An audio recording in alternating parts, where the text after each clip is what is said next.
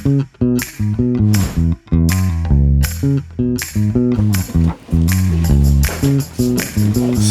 in the middle. Exactly. So this is the final discussion we are having today. So I see the networking drinks already prepared. So bear with me. I'm sure it's going to be pretty interesting with such a panel. We are talking today about the combination of the two most pressing and exciting topics in the energy world, which is energy security and, of course, artificial intelligence.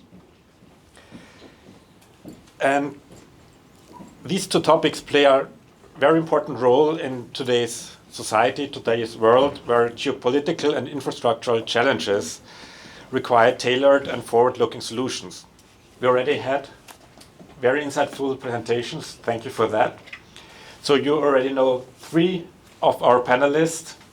We are quite lucky to have a 4th one, Shireen from Austropapier. And just to make it fair, may I kindly ask you to introduce yourself and present what you're doing, what your daily work is. Thank you. Thank you so much. Thanks also for having me here today, and thank you to Daniel and Rahul for organizing this great event, actually. I'm a senior expert at Austropapier. Austropapier is the association of the paper industry, of the Austrian paper industry, and we have 23 members. Most of them are well known. So we have we have Mondi, we have Heinzel, we have Essity, we have Mertens. So they are actually global companies that act in different parts of the world. My background is also, before I joined Austropapier in February, and before that I was working for the Austrian Ministry of Defense, and so it's really interesting to combine, this security approach with energy, and now here I'm glad to join the panel on energy security and AI. Perfect, thank you. And it's a pleasure having you here. Thank you so much. So we already had interesting, insightful presentations. I would like to go a little bit higher regarding the level, talking about energy security and AI.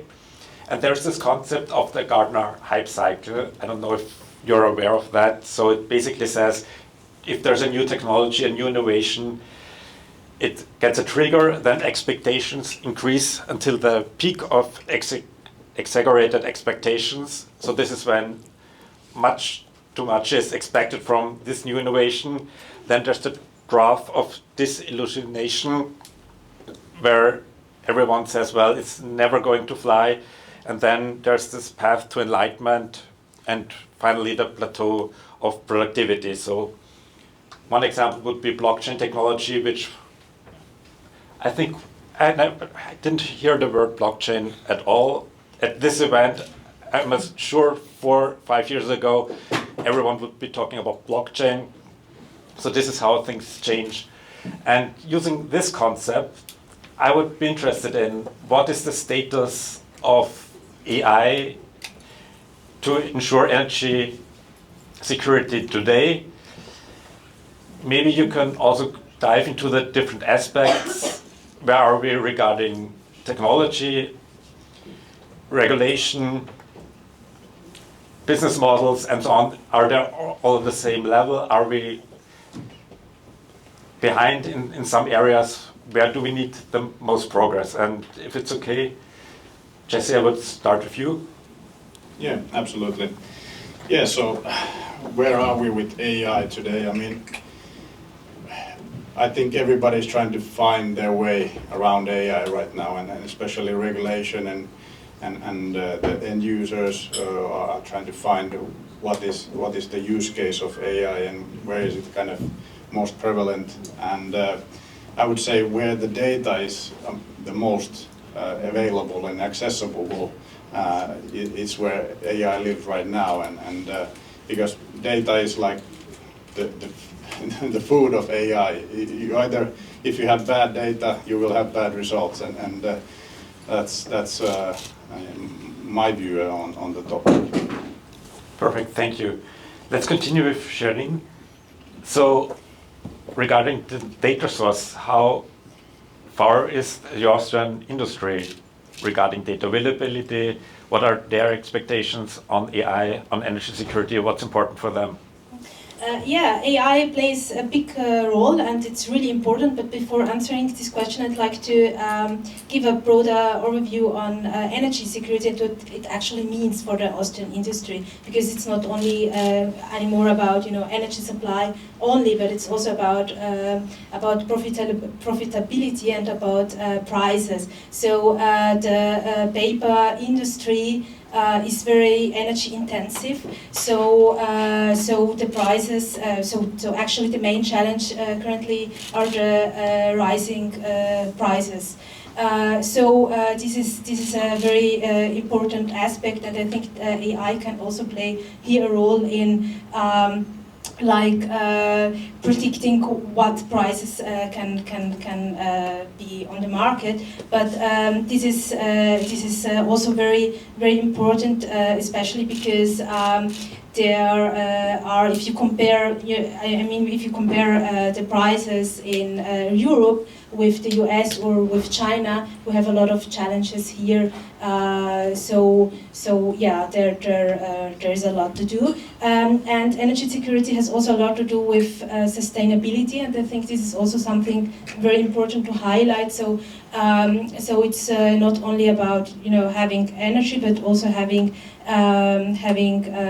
sustainable energy. So renewables, it's really important to have more renewables and to think together, to bring together the energy and the decarbonization goals. Actually, there are a lot of regulative issues on the EU level targeting decarbonization, so the industry has to decarbonize, and there the AI comes in, and this is something that the Austrian, the Austro Papier and also the industries are very much focusing on. So we have, for example, research projects and providing actually AI tools to what are actually the best solutions for the future, combining the least CO2 emissions with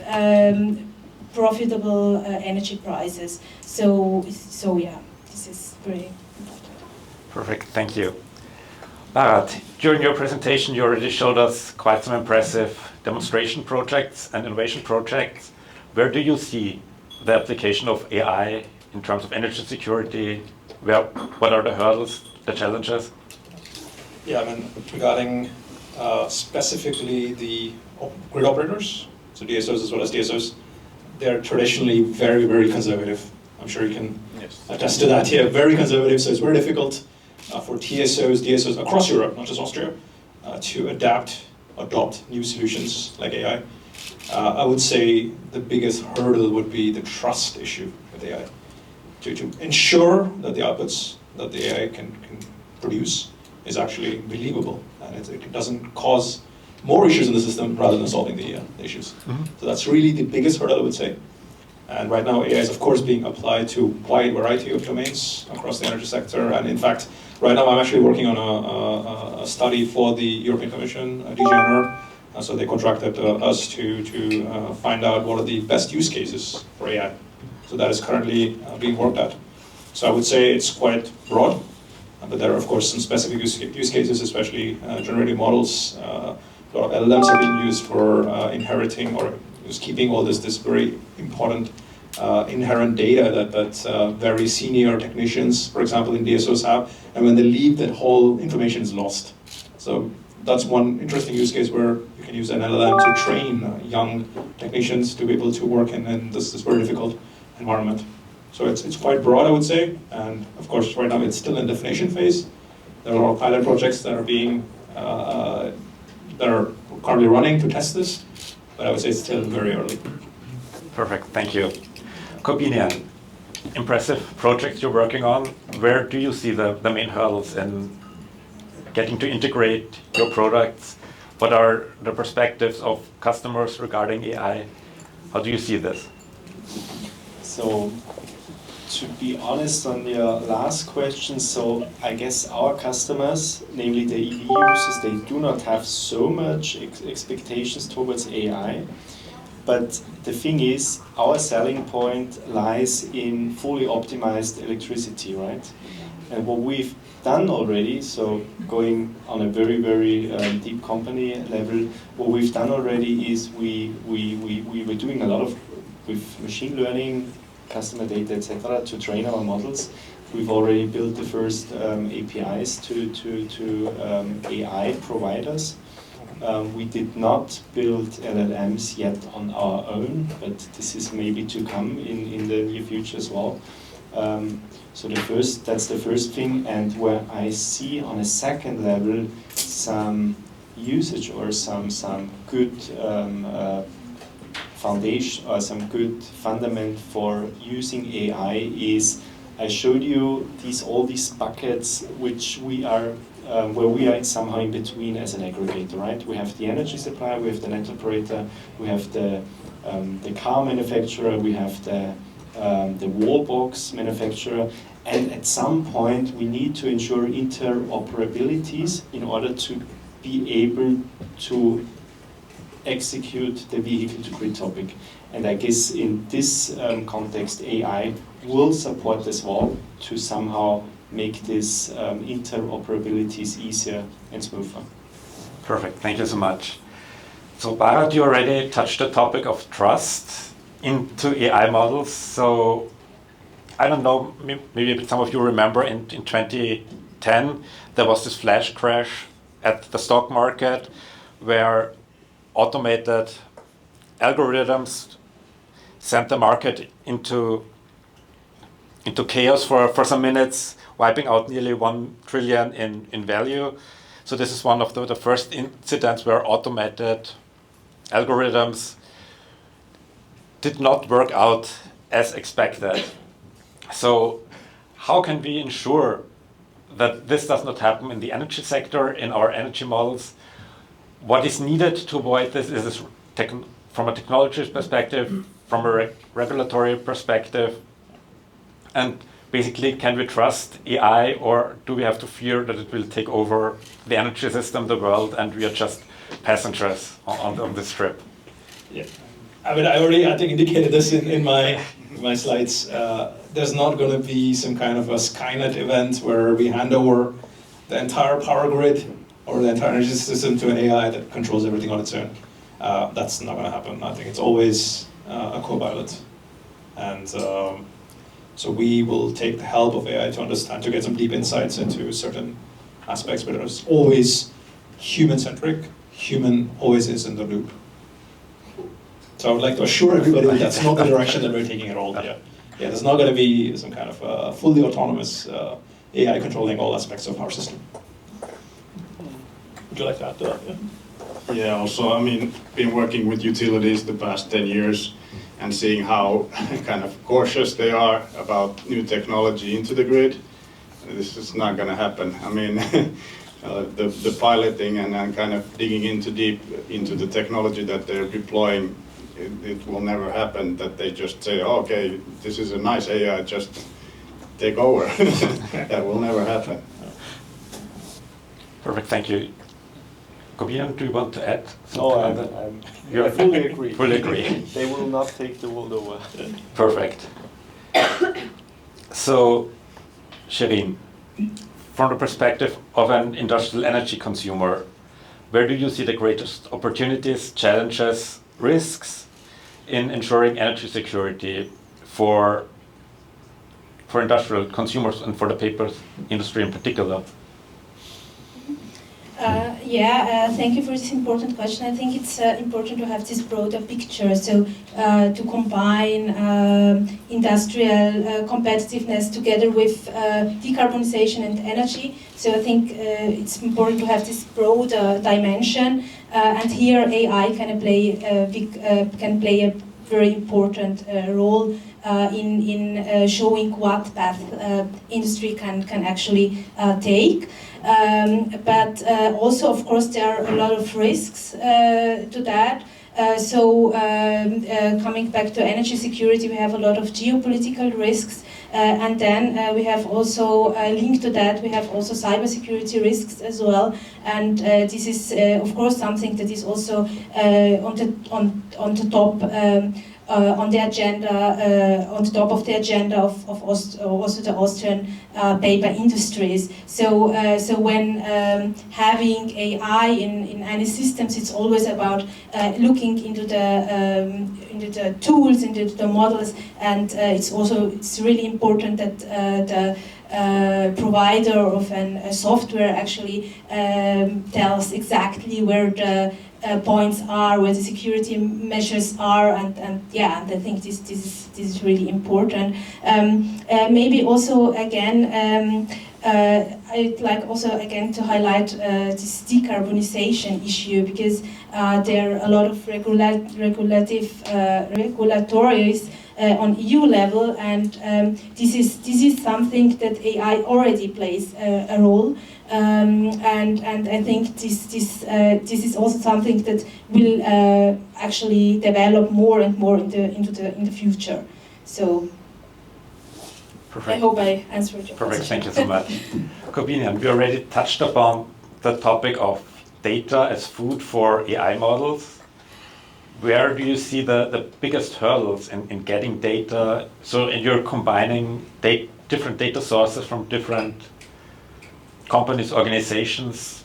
Which are the ones who already are there in providing the necessary data? Where do you see gaps? What needs to be done to provide the data in a format that's usable for your models?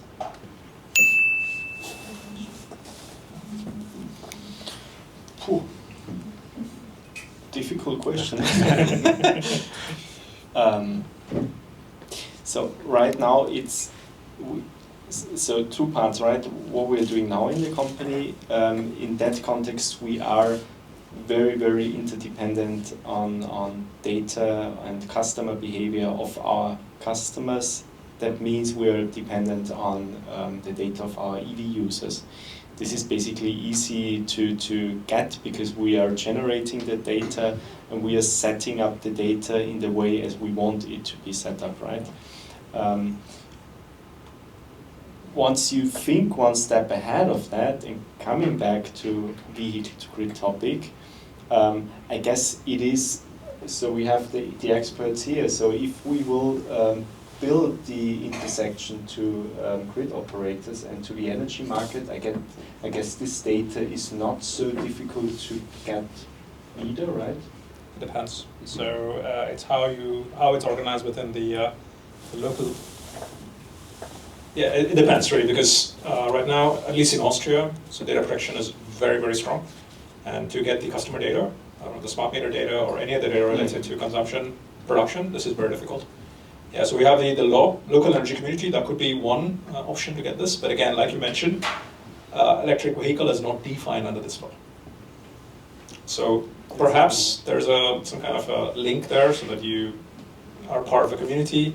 But this electric vehicle V2G is kind of an add-on, but that's not defined in the law right now. It's not defined, and that's the additional thing. I guess the most complicated part in terms of getting data, and in terms of somehow ensuring interoperabilities in that context, is the EV manufacturer. Because I guess these kind of stakeholders need some regulatory pressure to somehow release data, to somehow participate, and this is not defined at this point of time. But we are full of hope, because I was reading through the program of our new government, and it was a very, very strong and bold bullet point that they are integrating everything which is required for vehicle-to-grid in the future laws, namely ELVD, for example. Mm-hmm. Yeah, this is true. I can attest to that, yeah. It is right now sitting on the desk of a colleague of mine for public inputs right now at the stage.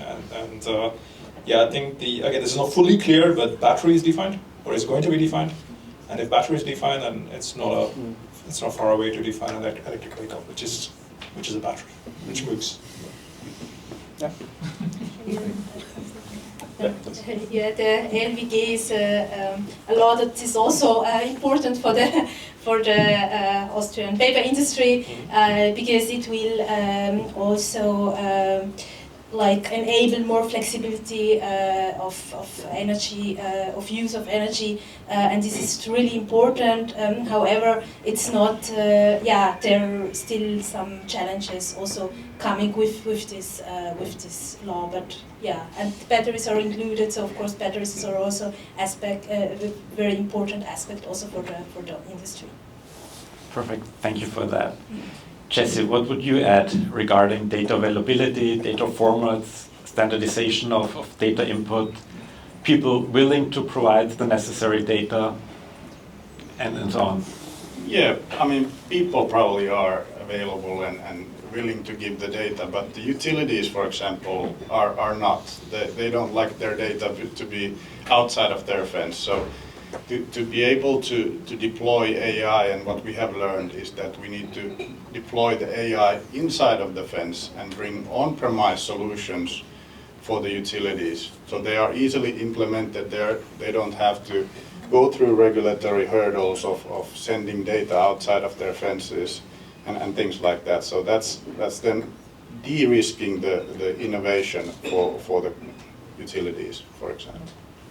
Perfect. Shireen, could you add from a industrial consumer perspective any insight in the willingness to share data, to give data outside? Would you rather prefer to have, as Jesse said, the models running inside the companies?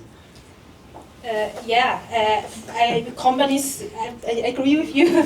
Companies don't really like sharing data. Of course, we had, for example, a big research project on how to decarbonize and which solutions for the paper industry are viable for the future, with also scenarios and things like that.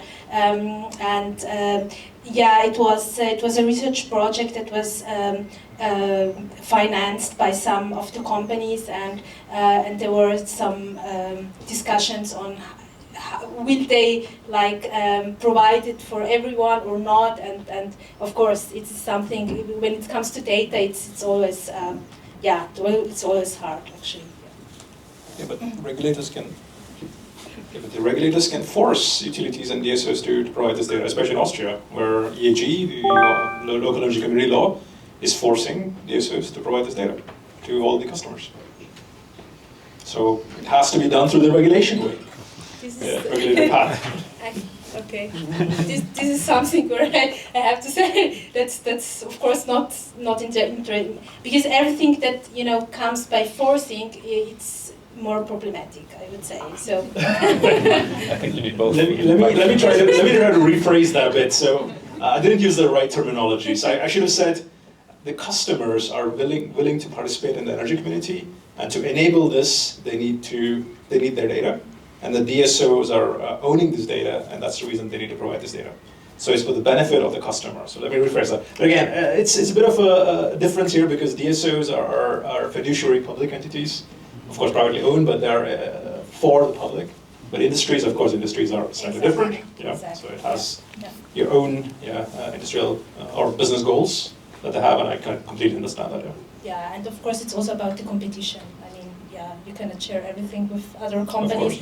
But since you are focusing more on energy communities, because this is also something that is being discussed currently, but very theoretically, how in future paper industry can have a own energy community to share energy within the certain industry, paper industries, but this is very theoretically. The advantage would be the network costs that might be not there anymore, and then the prices would be better. But right now there is no legislative like a law actually that is making that possible. But who is the producer in that scenario? Because it basically should balance out producers and consumers, and paper industry is strongly consuming, right? Exactly, it's very strongly consuming, but it's also, many companies also produce electricity. And so, yeah, they are also producing, and their biogas, for example, is very important within the paper industry. Yeah. But I think it's currently, within the current regulations of local energy generators, it is possible for industries to join the communities. This is actually currently possible. But again, of course, it's not fully open. There are some restrictions on that. So it's not the same as some individual household customers join, but industries and companies can join right now, yeah, with some restrictions, of course. Perfect, thank you. Unfortunately, we are somehow running out of time. So I would like to go through one last round. And we started the panel discussing about the status quo. So I would now like to move towards the future. So what are your expectations? You have 10 minutes, so it's good. Yeah, but it's an important topic for what's going to happen in the future, and what are the most exciting developments or breakthroughs you foresee in the integration of AI and for energy security, and how do we ensure that AI does not only improve system efficiency but creates a more sustainable, resilient and equitable energy future? Who wants to start? Any volunteer, or do I have to pick one? So in the future for AI, I mean, the big hurdle will, or the big jump will come once quantum computing comes in and enables a lot more computing power that we have right now. Then the AI models are on steroids, basically. And that's kind of a scary place also, because then like no password and nothing is safe anymore in the internet or the grid or anywhere. So there's definitely needed some good regulation to kind of mitigate the risks. But I think the upside is also quite exciting of infinite possibilities of utilizing data for different AI models. So summarizing, you would say the bottleneck currently for the AI models is computing power? No, not right now. I mean, it will just enable a next jump. Right now the data and availability of the data is probably the bigger hurdle, and also, like we have mentioned, trust of the AI. AI is something new. It's like the new big efficiency engine that just came about, and people are not really trusting it. That can it really deliver all these good things? And that will be kind of the bigger hurdle there. But And what could we do to increase this trust into AI? I mean, explainability goes a long way, I think, and kind of showcasing what data is used and how. I think, I mean, if your buddy tells about an awesome fishing trip and tells you that I caught a 2-meter fish, you won't believe him. But if he shows a picture, then you believe him, right? So it's about the explainability of the story, wherever AI is implemented. Perfect, thank you. So Shireen, from your side, do you see that it's already well explained how AI works in the industry? What are the expectations of the industry for the future using AI? Of course, it is. AI is considered as the most important thing that will have a very, will play a very big role, and already now AI is more and more used. So not only in the energy sector, but also in other, when producing paper, for example, here AI already plays a big role. So definitely, and there are a lot of discussions and debates on that.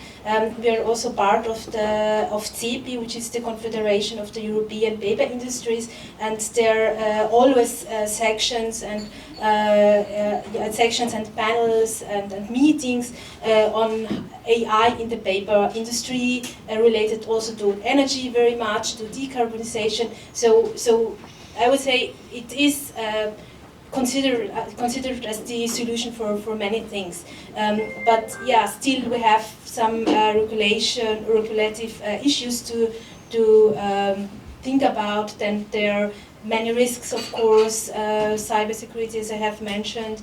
But I wouldn't say that there is no trust, actually. Maybe the trust. Maybe there is not trust to everyone. Let's say. I mean, you have other experiences, of course, but I think there is a trust in AI as a whole. Yeah, I see a lot of exciting things. I'm hopeful. I want to be hopeful. I want to be open-minded. I want to be early adopter of the solutions that are being developed at the moment. Yeah, of course, trust and explainability is kind of very important. But I would say that there's a lot of research that is being done on this exact issue across the world. So, of course, not specific to energy industry, but AI in general. So explainability is kind of the most important criteria right now across the world for adoption. And yeah, in the study that I mentioned earlier for the European Commission, we are trying to also be very hopeful in this study and try to recommend that AI needs to be integrated into a lot of different workflows, from planning of energy system to operation of energy system and to ultimately commissioning of energy systems, all of these things, the whole spectrum. We want to see more and more AI applications in the whole ecosystem of energy. And I think there are some severe bottlenecks right now in energy transition. For example, grid connection and certifications bottleneck right now. So I think 15 terawatts of power is just sitting in the queue right now across Europe, because there are not enough electrical engineers to certify plants to be connected so they can start selling power to the TSO or to the DSO. And these kind of issues can be eliminated or at least reduced with the help of AI. I think it's a very powerful tool. We should be, of course, cautious about use of AI, but we need to be also optimistic and hopeful that it's going to deliver some very unique as well as solutions that are not typically out there in the system realm. Perfect, thank you. So, Kopinian, how do you see the future for vehicles to grid? What are currently the hurdles? How does a perfect world in a few decades look like from your perspective? So I spoke so much about vehicle to grid now. I would like to add one holistic thing and connecting what you have said. I guess the whole energy system as we know it today is highly interdependent, right? We have PV systems, they're somehow connected to batteries, to cars in the very near future. We have the grid operators, we have the energy suppliers, and they're all somehow swinging and talking with each other. And this is super complex, obviously. And I guess AI could be the trigger point or the mean to make this somehow smoothly going. This is, I guess, the big chance of AI. And this is a very holistic view, and I'm afraid a very future view, because right now, as said, we do not even have a clear regulatory understanding whether we are allowed to push energy from a car battery back into the grid or not.